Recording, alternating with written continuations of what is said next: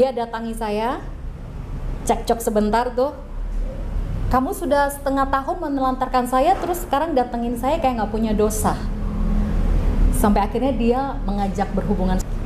Setelah itu beberapa menit saya ditalak, langsung ditinggal. Itu saya menjerit histeris. Dan kejadian itu ditulis oleh Komnas Perempuan dalam surat resmi yang dikirimkan ke Polres Metro Bekasi. Ada laporan itu? Setiap kali mau memberikan saya nafkah batin, itu dia selalu memaksa saya menonton film yang tidak pantas. Kamu kenapa sih harus menonton film kayak begini? Jadi saya itu kayak, itu udah kayak ritual yang harus rutin saya lakukan. Siapkan video yang tidak pantas itu, film yang tidak pantas itu. Saya nggak mau lihat, saya dijambak, dipaksa ngeliat. Coba bayangin jadi saya. Pada saat berhubungan sama dia, saya nangis. Tapi saya nggak nunjukin ke dia bahwa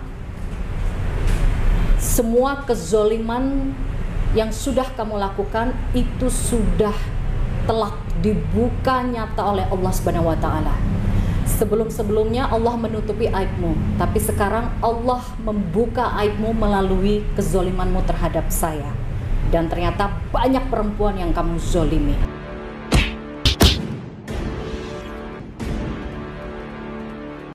Assalamualaikum warahmatullahi wabarakatuh. Waalaikumsalam warahmatullahi wabarakatuh. Bintang tamu kali ini adalah Zeda Salim.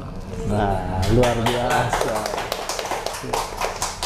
Kalau yang mengikuti sosial media pasti sudah tahu nih. Saya baru dengar ternyata ini sangat viral, sangat terkenal. Ya, terkenal gara-garanya ada mungkin ini persoalan rumah tangga lah ya. Sebetulnya ya agak sungkan juga pada suatu TV menguat masalah persoalan rumah tangga. Tetapi ini ada persoalan fikih ya, perkawinan. Nah, jadi ada perkawinan siri antara Mbak Zeda Salim dengan salah satu oknum habaib berinisial AJ ya. Saya tidak perlu menyebutkan. Nah, saya perkenalkan ini Kang Ari, pengacaranya Mbak Zeda, kemudian Gus Rofi, Ketua BKN, dan juga dari Aliansi Pecinta Ulama Nusantara. Nah, saya tidak tahu nih apa relevansinya, apatar gitu ya. Apakah memang mengadvokasi dari korban-korban? Karena ulama itu mengajarkan, tolonglah kalau ada orang yang terdolimi. berarti pas itu. Kemudian juga Tubagus Mogi Nur Fadil sama dari Rabitah Babat Kesultanan Banten, dan juga PWI dan Apatar Aliansi. Baik, saya langsung aja ke pengacaranya nih. Sedikit singkat, ini kasus Mbak Zeda itu sampai mana ini? Prosesnya dan seperti apa? Baik, terhadap perkara yang dilaporkan oleh Mbak Zeda ini dilaporkan itu tahun 2023 sekitar bulan Juli ya, Mbak Zeda. Nah, dalam perjalanannya bahwa memang sudah beberapa saksi yang diperiksa. Akan tetapi Mbak Zeda selaku masyarakat dan selaku wanita yang merasa dizolimi itu merasa tidak memperoleh keadilan karena sampai sekarang masih stuck di penyelidikan tersebut dan tidak ada penetapan tersangkanya. Padahal hasil visum sudah keluar. Jadi apalagi yang ditunggu oleh Polres Metro Bekasi. Nah, itu yang kami pertanyakan sekarang gitu loh. Kasus itu dilaporkan tahun 2023. 2023. Ini ulang tahunnya sekarang. Udah 1 tahun kan dari Juli. Belum lah, baru kemarin. Juli 2023. Sekarang Juli. Oh, sekarang Juli 2024. 24. Oh, 1 tahun. 1 tahun, ulang tahun. Saya tanpa panjang lebar, Mbak Zeda. Kasusnya ini Anda ini seperti apa sih? Dengan sang mantan, ini belum mantan kan? Belum mantan. Ceritanya. Iya, dengan suami siri itu bagaimana? Mungkin bisa di kronologinya seperti apa kejadiannya sehingga Anda melaporkan ke Metro Bekasi. Iya, jadi saya dinikahi sah secara agama itu pada tahun 2021 oleh si oknum Habib ini. Menikah kurang lebih sudah 2 tahun. Dalam proses pernikahan itu Ada beberapa tindakan yang dilakukan oleh Oknum Habib ini. Di antaranya kalau berdasarkan surat dari Komnas Perempuan adalah ada beberapa dugaan kekerasan, di antaranya dugaan kekerasan seksual, kekerasan psikis, kekerasan ekonomi, dan juga penelantaran. Jadi 4 sehat sempurna itu. Jadi kekerasan yang dilakukan pada saya itu bukan kekerasan ringan atau sedang, tapi berat ya. Kalau berdasarkan data dari Komnas Perempuan. Sampai akhirnya dalam 2 tahun itu, karena adanya banyak kekerasan yang saya alami, akhirnya saya sempat dimediasi oleh ulama besar di Indonesia. Kiai apa Habib? Habib. Habib. Sebelum ke Kiai Habib itu, kekerasan tadi itu yang pernah Anda alami itu apa? Kan tadi global ya, 4-nya itu. Memang ada kekerasan seksual itu? Iya. Ya, ini off the record, saya tidak tahu kekerasan seksual ini nanti urusan penyidik ya. Yeah. Kemudian kekerasan ekonomi, apakah Anda merasa dinafkahi? Tidak dinafkahi selama 2 tahun secara layak ya, lahir layak, dan batin. Lahir dan batin? Iya. Kan sudah jadi suami istri? Iya, tapi kalau untuk nafkah ekonomi saya tidak pernah dinafkahi selama 2 tahun. Tapi kalau batin? Untuk makan, pakaian tidak pernah. Kalau untuk batin ya dia ya selayaknya seorang suami itu kan menjaga dan melindungi istrinya di rumah. Kalau dia itu paling datengin saya tuh sebulan sekali, 3 bulan sekali, 2 jam, 3 jam, udah tinggal pulang. Kalau dia udah selesai, saya ditinggal. Satu lagi ya. Nah, ketika nikah siri Anda, kronologi yang saya tanya, itu ada saksi itu yang nikah? Ada saksi pernikahan 3 orang lelaki dan 3 orang perempuan. Ya. Ada kemudian surat secara resmi? Ada foto-foto atau surat dan juga foto video itu tidak diizinkan oleh Oknum Habib ini. Sepengetahuan Anda itu memang tidak hanya Anda yang menjadi istri-istrinya? Ya, jadi semenjak berita saya viral setahun yang lalu, setelah saya laporkan ke polisi dan Komnas Perempuan, itu puluhan perempuan berdatangan menghubungi saya. Jadi kalau biasanya artis-artis di luar sana kan kalau ngebuka aib suaminya kan cek-cek handphone segala macam. Kalau saya enggak, saya udah lillahi ta'ala, saya serahkan pada Allah. Akhirnya Allah bukakan semua korban-korban itu yang mendatangi saya. Jadi speak up di medsos, kemudian yang lain juga DM ke Anda ya? Iya.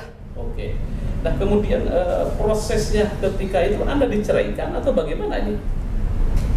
Atau tadi katanya akan didamaikan oleh salah satu ulama besar lah. Ulama besar apa imam besar? Ayo. Besar, ya. Boleh saya sebut namanya nggak nih? Atau inisial aja? Inisial imam besar siapa yang mendamaikan? Ya, jadi karena ada banyaknya kekerasan yang saya alami, saya tidak dinafkahi lahir batin selama hampir setengah tahun. Akhirnya dimediasi oleh salah satu habaib, imam besar, yang katanya imam besar di Indonesia. Beliau memediasi masalah kami berdua dan sempat memberikan nasihat kepada si suami saya itu untuk berpoligami secara adil.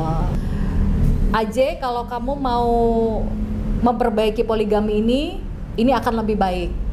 Jangan zolimi Zeda lagi. Tapi kalau memang sudah tidak bisa dipertahankan, bercerainya harus di atas materai. Saya yang mengajukan diri menjadi saksi agar ini bisa digunakan Zeda sebagai legal standing, agar dia tidak difitnah. Mohon maaf, kumpul kebo, karena kami hanya menikah sah secara agama. Baik. Tapi hal itu tidak dilakukan oleh Oknum Habib suami saya ini. Dia nggak berani. Sempat marah dengan perlakuan Oknum Habib Aj ini. Kezalimannya terhadap saya, sempat ditegur keras dan sempat menyebutkan bahwa kamu sudah menindas Zeda sebagai seorang istri, gitu.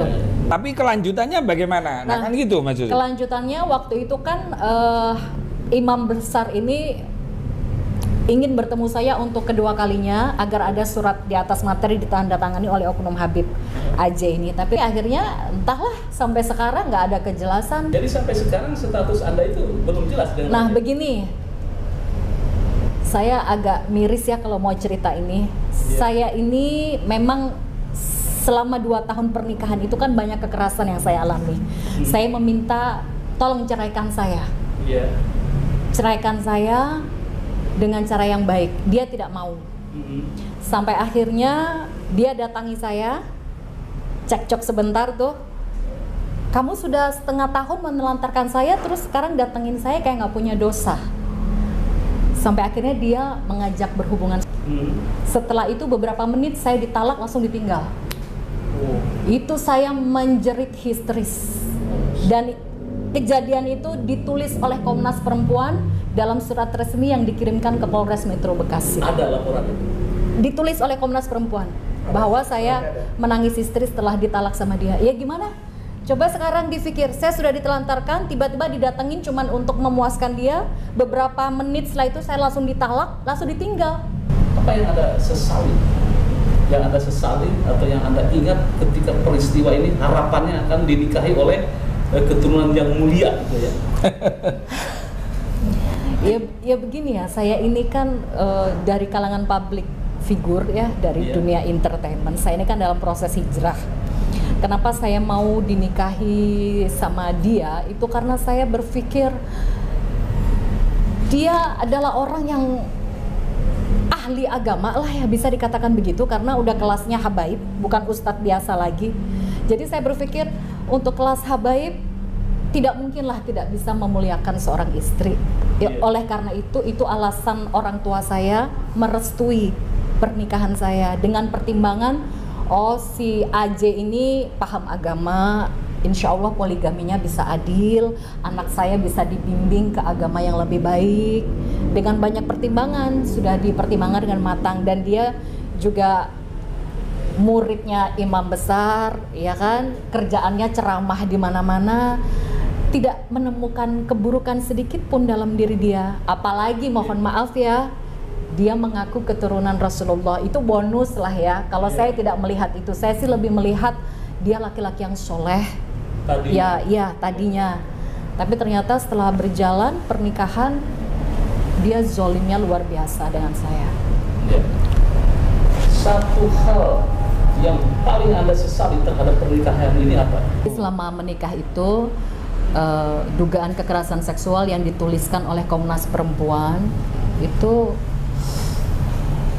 selama menikah saya diperlakukan seperti, mohon maaf ya, bukan seperti istri itu. Jadi saya hanya ditemui hanya untuk melayani dia, setelah puas dia pergi meninggalkan saya sesuka hatinya. Jadi pada saat menikah itu saya dipaksa menyiapkan alat kontrasepsi. Itu dalam 2 tahun selalu seperti itu. Jadi saya begini, saya sempat bilang sama dia, saya ini istri kamu. Saya ini istri kamu, kenapa kamu paksa saya pakai alat kontrasepsi? Saya menikah dengan kamu karena saya pengen punya keturunan, saya pengen hamil, kita memiliki anak yang soleh. Tujuan kamu menikahi saya untuk nafsu saja? Saya sempat bilang ke dia. Tapi dia berdalih dengan berbagai macam, kamu harus taat pada suami lah, kamu jangan banyak bantah lah, segala macam. Jadi ya, dia mengancam tidak akan menafkahi saya batin jika saya tidak menyiapkan alat kontrasepsi. Itu menyiksa mental saya sekali gitu. Dan itu juga sudah dilaporkan ke Komnas Perempuan? Sudah. Dan yang kedua, saya dilarang hamil. Kalau alasan dia melarang saya hamil adalah kalau dia belum siap punya anak, oke, it's okay. Saya seorang istri, kenapa saya nggak boleh hamil, tapi istri yang lain kamu hamili berkali-kali? Istri yang lain itu istri yang utama atau? Iya. Oh. Ya. Okay. Selama 2 tahun menikah dengan saya, dia hamili istri pertamanya 2 kali. Ya, tapi saya nggak boleh hamil. Ya, baik. Dan bahkan yang lebih parah, dia sempat mengajak melakukan hubungan yang menyimpang. Tapi saya selalu menolak. Kamu tahu agama, kenapa kamu meminta melakukan hubungan yang seperti itu? Saya nggak pernah mau. Dan yang terakhir, Setiap kali mau memberikan saya nafkah batin atau berhubungan suami istri, itu dia selalu memaksa saya menonton film yang tidak pantas. Saya begini, saya merasa sebagai perempuan dianggap apa ya sama dia? Kamu kenapa sih harus menonton film kayak begini? Jadi saya itu kayak, itu udah kayak ritual yang harus rutin saya lakukan. Siapkan video yang tidak pantas itu, film yang tidak pantas itu. Saya nggak mau lihat, saya dijambak, dipaksa ngeliat. Coba bayangin jadi saya. Pada saat berhubungan sama dia, saya nangis. Tapi saya nggak nunjukin ke dia. Dan itu berlangsung selama 2 tahun. Bayangkan saya dihinakan seperti itu dengan dia. Saya diperlakukan seperti budak sama dia. Baik, pemirsa pada Sua TV, jika Anda seorang perempuan mungkin merasakan bagaimana penderitaan yang dialami oleh Mbak Jeda. Ada tisu? Udah ada. Nah, okay. Iya.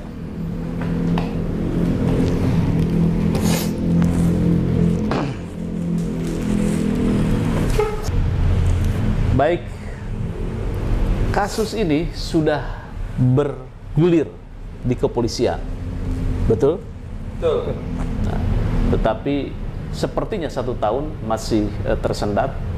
Ya, kita harapkan pihak kepolisian juga meng-cross-check, kemudian juga bisa men-tracking atau menyelesaikan persoalan Mbak Zeda dan suami sirinya. Saya tidak tahu mekanismenya. Untuk selanjutnya saya mungkin ke Gus Ropi. Nah, Gus Ropi mungkin duduk di sini seperti apa? Apakah Anda melibatkan diri atau bagaimana, dan kontribusi Anda akan seperti apa terhadap kasus Mbak Jeda? Ya, terima kasih Mas Yusuf. Jadi kemarin itu kan di grup rame tentang Mbak Zeda Salim. Nah, saya pernah dengar, oh ini yang mantan istrinya Habib AJ tadi itu, AZ itu. Nah, lalu kemudian ada temen lawyer, yaitu Pak Ari ini, WA saya. Gus berkenan, ini saya kebetulan nangani Mbak Zeda Salim karena kasusnya sudah lama, mulai 2023. Akhirnya saya minta lah berkas-berkas itu.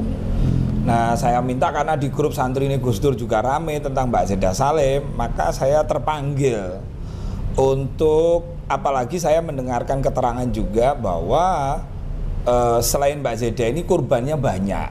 Kalau versinya lawyer ini kan sudah ada 3 perempuan yang berani untuk bersaksi. Alhamdulillah, ya udah, berkasnya semua. Kebetulan kami dekat dengan beliau-beliau. Jangan sampai ini miskomunikasi.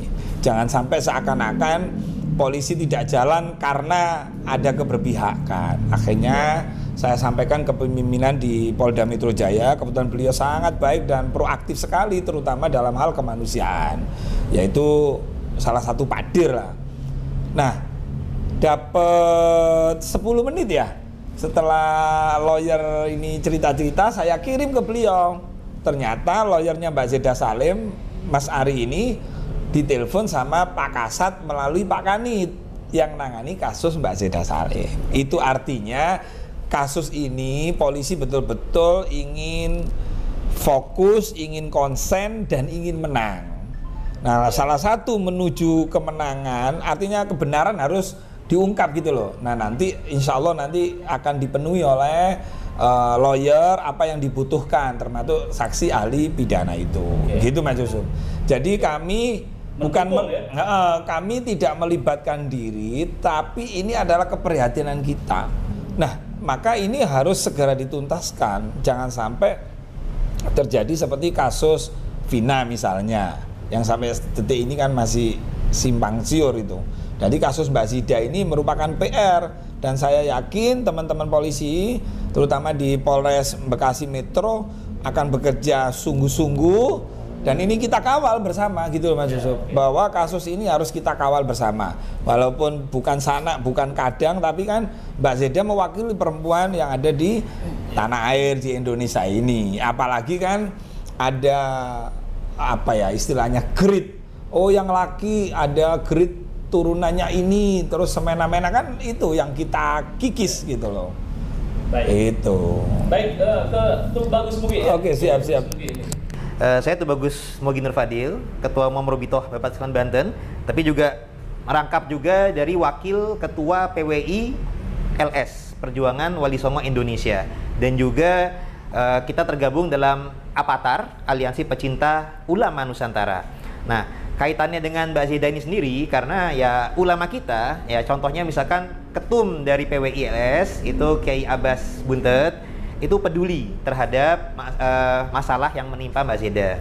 Nah, Kiai artinya beliau sebagai ulama punya kepedulian, juga sudah menyampaikan kepada anggota PWI, ya termasuk saya sebagai wakil ketua.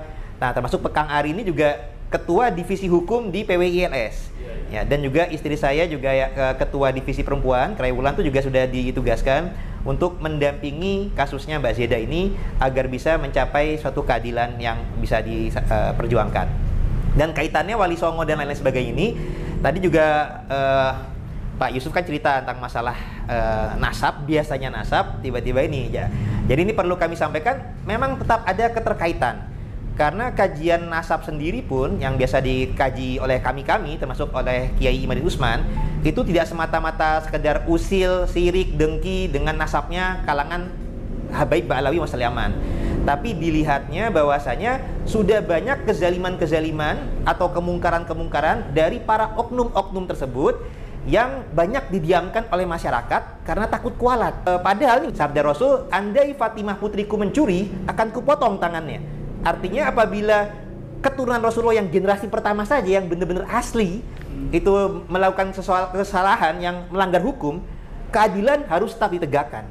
Apalagi yang zamannya sekarang sudah 15 abad kemudian ngaku-ngaku sebagai zuriat Nabi, dan kalau bagi kami tidak betul. Mungkin kalau bagi yang lain belum tentu betul. Tapi kalau bagi pihak kami sudah meneliti secara kajian ilmiah pustaka ilmu nasab, ilmu sejarah maupun ilmu genetik, bahwasanya para Habaib Ba'alawi Wasaliaman bukan turunan Nabi, sehingga masyarakat harus sadar, janganlah karena takut kualat kemudian mengabaikan kezaliman tersebut. Karena Imam Ali juga menyampaikan, kezaliman itu akan tetap ada, bukan hanya karena banyaknya orang zalim, tapi karena diamnya orang-orang baik. Mbak Zeda, saya ingin closing statement dari Anda. Bagaimana jika suami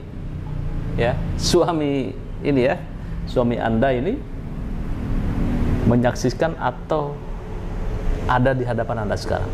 Ya. Yang pertama saya ingin menyampaikan bahwa pernikahan saya ini bukan sebatas pernikahan siri, karena pernikahan siri itu kan konotasi definisinya negatif. Tidak ada wali, tidak ada saksi sembunyi-sembunyi. Sedangkan pernikahan saya ini kan tidak sembunyi-sembunyi. Ada saksi dan ada wali yang merestui dan sesuai syariat. Jadi saya lebih nyaman jika pernikahan saya ini disebut pernikahan yang sah secara agama. Iya. Gitu. Karena sirih kan konotasinya ada yang negatif gitu. Itu poin pertama. Poin kedua yang ingin saya sampaikan terhadap oknum Habib AJ ini, jika kamu menyaksikan saya sekarang, jika kamu menuduh saya kowar-kowar atau apalah dengan segala macam, saya ingin menyampaikan sesuatu bahwa semua kezoliman yang sudah kamu lakukan itu sudah telah dibuka nyata oleh Allah Subhanahu wa taala. Sebelum-sebelumnya Allah menutupi aibmu, tapi sekarang Allah membuka aibmu melalui kezolimanmu terhadap saya. Dan ternyata banyak perempuan yang kamu zolimi. Jadi saya anggap apa yang saya lakukan ini adalah sebagai bentuk jihad saya sebagai seorang wanita muslim. Karena kalau saya diam melihat kezolimannya, nanti di akhirat saya akan ditanya oleh Allah, Zeda, kenapa kamu sudah tahu bukti-bukti kezolimannya, kenapa kamu diam? Oleh karena itu saya memberanikan diri untuk bersuara dengan segala konsekuensi yang saya hadapi. Kita tahu sendiri netizen kan juga ada yang mulutnya sadis ya. Tapi saya berusaha untuk melakukan ini karena Allah, agar tidak ada lagi korban-korban wanita pribumi khususnya yang direndahkan harkat dan martabatnya oleh oknum Habib ini. Dan semoga ini menjadi contoh dan inspirasi untuk perempuan di luar sana, agar saat Anda dizolimi, mau Anda statusnya istri ke-1, ke-2, ke-3, ke-4, jangan takut untuk bersuara karena Anda takut. Jangan takut karena ada Allah yang akan menolong kita. Ya. Baik, saya merinding dan terenyuh. Mungkin sebagian besar Anda jika seorang perempuan pasti bagaimana merasakan kepedihan yang dirasakan oleh Mbak Jeda Salim ini. Terima kasih. Jangan lupa like, share, subscribe pada Suka TV. Wassalamualaikum warahmatullahi wabarakatuh.